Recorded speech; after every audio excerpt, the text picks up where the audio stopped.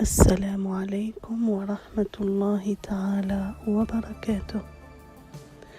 في معاني وحكم. التقيت بطالب فقال لي: أمسكت بورقة الامتحان فوجدت فيها سؤالا تكلم عن الحب والقلوب. استغربت من السؤال المطلوب وسلمت الورقة بيضاء بلون بياض القلوب، وكنت أنتظر الرسوب.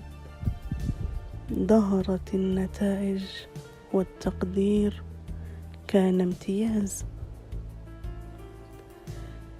عندها عرفت أن الحب ليس كلام مكتوب ولا هدية أو دبدوب.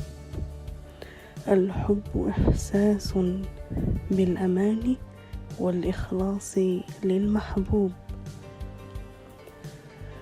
فيا ليت الكل يقدر ويفهم الكلام المطلوب.